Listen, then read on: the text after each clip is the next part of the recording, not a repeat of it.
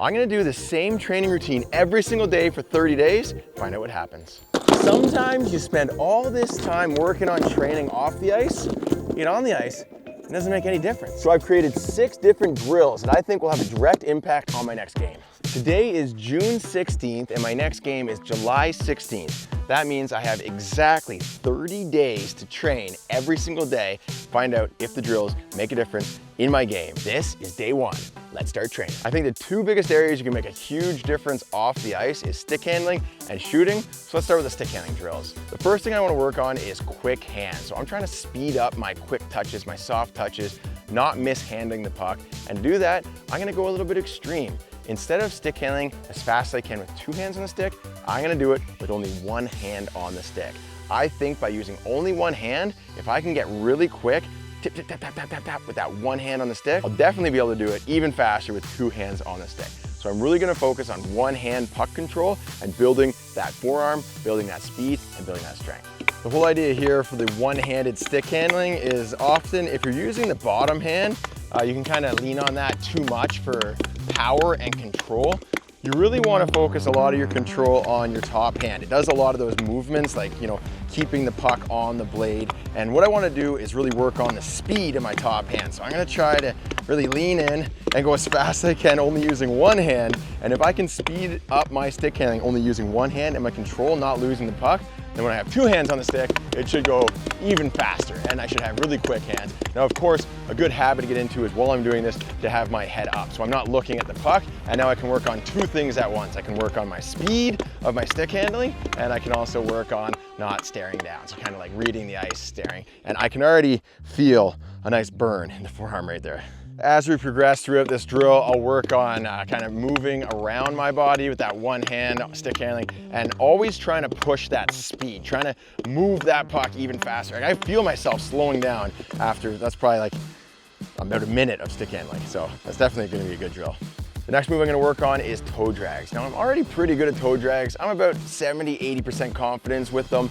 Most of the time I can pull it off, but sometimes they get away from me. So I wanna be automatic with the toe drags. To do this, also go into the 1 hand. I'm gonna start with 1-handed toe drags every single day. I'm gonna do a bunch of those, and then I'm also gonna do 2-hand, and I'm gonna work on reach. I'm gonna work on speed. I'm gonna really challenge myself. I'm gonna keep on going until I never miss a toe drag off the ice, and we'll find out if it's the same when I get on the ice. Now we've got the toe drags. I got my trusty Defender right here. It's a milk crate with a mini stick set up, and that's all you really need. Save your money, don't invest in those really expensive like $200 stick handling Defenders or whatever. This is good. A chair and a hockey stick will get you going. And what I'm working on here is the same thing, 1-handed, and I'm just trying to get that motion, really speed it up, lock in the exact movement. So you have to be precise with that toe drag, just rolling the wrist at just the right moment to keep that puck on the blade as you go. And of course, I can try doing this with my eyes up, just working on that feel for the puck. Oh, let's set this thing up again. But the whole point here is to work on that speed, but also work on that precision, the accuracy of the movement. And I think if I do it with 1 hand, and missed that one, right? I want to make the mistakes. If I'm making mistakes, that means that I've found an area of my game that I can improve. I don't want it to be easy. I want to find something that I mess up about half the time, or if it's easy, I have to, go 1-handed. So if this is really difficult 1 hand, I would do it 2 hands, right? Until I could get pretty much like 100% accuracy here, or we'll say like 90%. Oh, there goes the puck again.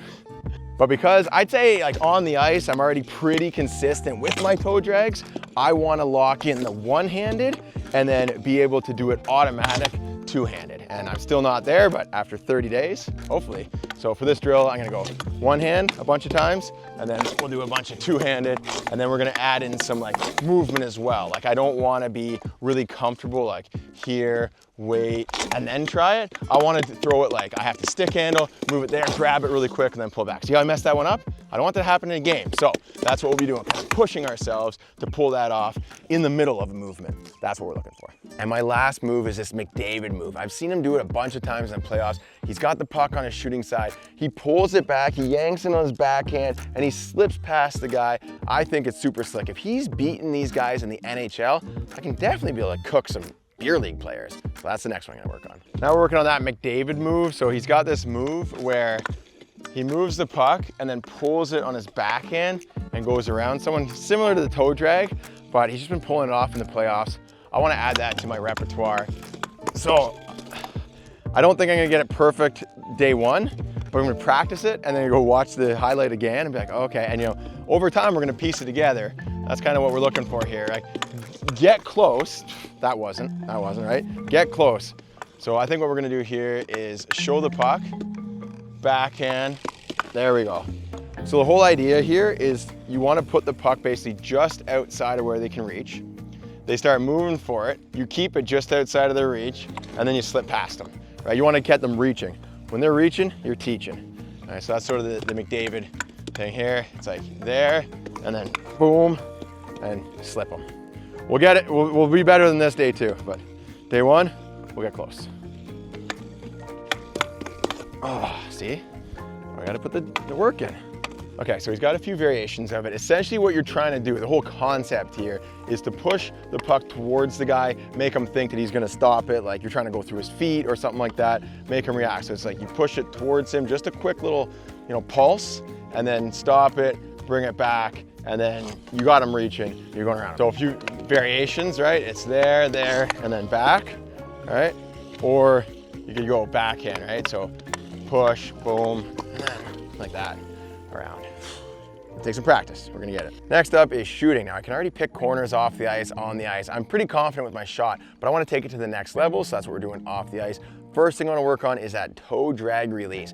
I'm accurate with my normal shot, but when I try to pull that in close to my feet and release it from an awkward angle, not quite there. So I wanna work on that actually being able to show the puck here, get the defense to kind of line up with the shot, fake, sell that I'm gonna take that shot, then pull it in close, change that angle, and get a nice accurate shot. So that's one I'm gonna do every single day, 30 days, until I can just snipe them. Toe drag release, this one's simple. Use anything to block the path of where you would normally shoot, right? This is comfortable to shoot here and hit a target, boom, all day long, top right, top left. But to pull it here first and then shoot, that's difficult, right? Let me angle the camera a little bit more, all right?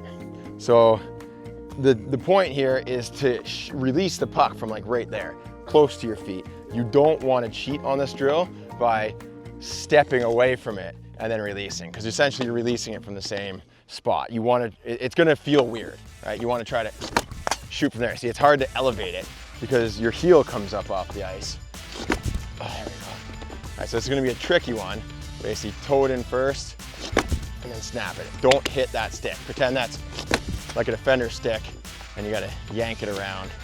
And first you're gonna have to kind of look down at the blade to see what the puck is. And after a while, you'll get your head up and trust. You'll know that you're getting it around that point, right? It's annoying when you go like this and hit the stick, but you gotta work through those pain points, right? Allow yourself to make mistakes. And the hardest part is to toe it in and then go for the right side. And you might have to re-grip on your stick. Jesus, that's frustrating. It's difficult to put this on camera too, There we go. You only want to show people your successes, not your failures. Oh, there we go, that felt good. Next up, weighted pucks. These things are twice the weight of a regular puck, which doesn't seem that heavy, but boy does it make a difference when you're trying to shoot shot after shot after shot. So I'm gonna shoot these every single day to see if shooting weighted pucks actually helps improve your shot power. I've got a radar gun, so I'm gonna test, and we'll see the difference between day 1 and day 30.